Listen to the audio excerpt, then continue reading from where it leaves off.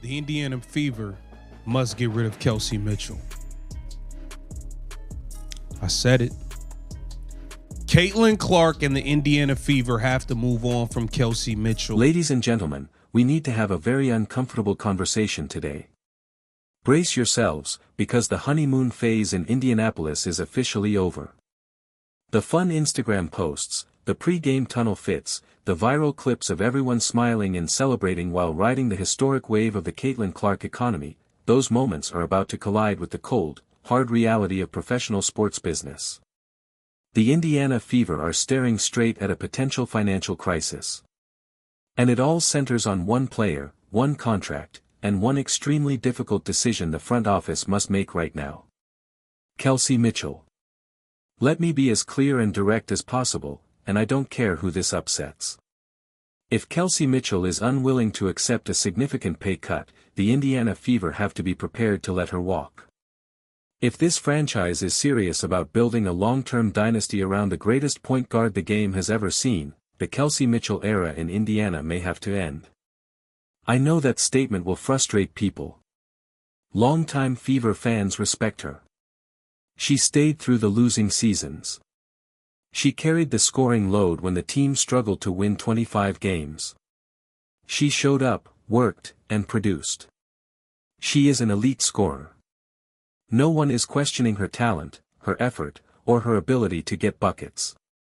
In a vacuum, Kelsey Mitchell is absolutely a max-level player in this league. But this isn't a vacuum.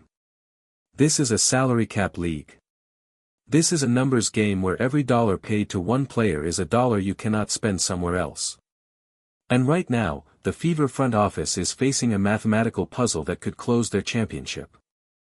And likely supermax salary. As Constable noted, if Mitchell were to receive the new max, her contract combined with Clark's and Boston's will leave Indiana with well less than the new average player salary to spend to fill out the roster under the $5.65 million. Do you understand the kind of damage a max contract for Kelsey Mitchell would do to the depth of this roster? If you commit max money to Mitchell, Clark, and Boston, you are left with almost nothing to fill the other 9 spots. At that point, you are signing G-League call-ups, undrafted rookies, and minimum salary veterans just to have enough bodies on the bench. We have seen this exact scenario play out before in professional sports. Look at what happened with the Phoenix Suns. They invested nearly everything in 3 stars, Kevin Durant, Devin Booker, and Bradley Beal, and what followed? No bench. No depth. No reliable role players. When the playoffs arrived, they were exposed, because basketball is still a team game. You cannot win championships with 3 stars and 9 passengers.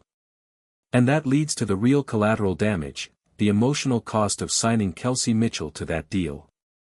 It would dismantle the chemistry that made this team so compelling last season. Giving Mitchell that contract is effectively choosing to move on from Lexi Hull and Sophie Cunningham. It means taking a sledgehammer to the supporting structure of this roster. It risks unraveling the locker room balance entirely. Both Hull and Cunningham are free agents right now, and neither is coming back on a minimum deal. Hull has already proven herself as a high-level perimeter defender who can shoot over 40% from 3. Cunningham has embraced the enforcer role, the one willing to absorb technicals, take hits, and make sure nobody pushed Caitlin Clark around.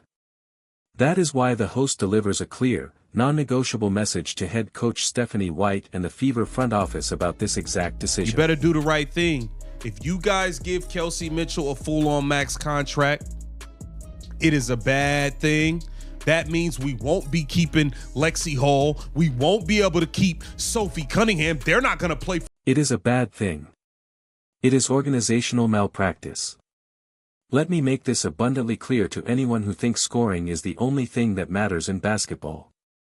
You already have the greatest offensive engine on planet Earth in Caitlin Clark. You do not need to bankrupt your franchise to keep a volume-scoring shooting guard. Caitlin Clark doesn't need another guard who needs the ball in her hands for 15 seconds of the shot clock to be effective. Caitlin Clark needs exactly what Lexi Hull and Sophie Cunningham provide. She needs elite, switchable, ruthless perimeter defenders who can take the toughest defensive assignments every single night to save Caitlyn's energy. She needs absolute knockdown catch and shoot assassins who will stand in the corner, wait for Caitlyn to draw the double team, and punish the defense with a dagger three-pointer. And above all else, she needs enforcers. She needs players who are willing to get their hands dirty. If you let Hull and Cunningham walk just to satisfy Kelsey Mitchell's ego, you are leaving your franchise quarterback completely unprotected. You are building a mansion with a Ferrari in the driveway and absolutely no locks on the doors. So, what is the solution? How do actual dynasties handle this exact problem? Because believe it or not, the Indiana Fever are not the first team to face a salary cap crunch. If Kelsey Mitchell wants to see what it actually takes to build a multi-championship super team in the WNBA, she doesn't need to look very far. She just needs to look at the Las Vegas Aces. She needs to look at Becky Hammon's squad. The host drops a truth bomb about how the Aces managed to keep 4 All-Stars on their roster.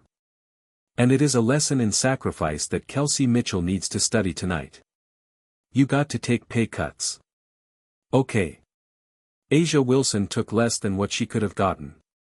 Okay, she took less. Wilson wasn't the highest paid player in the league or even on her team last year. That was Jewell Loyd. Jewell Loyd Aliyah.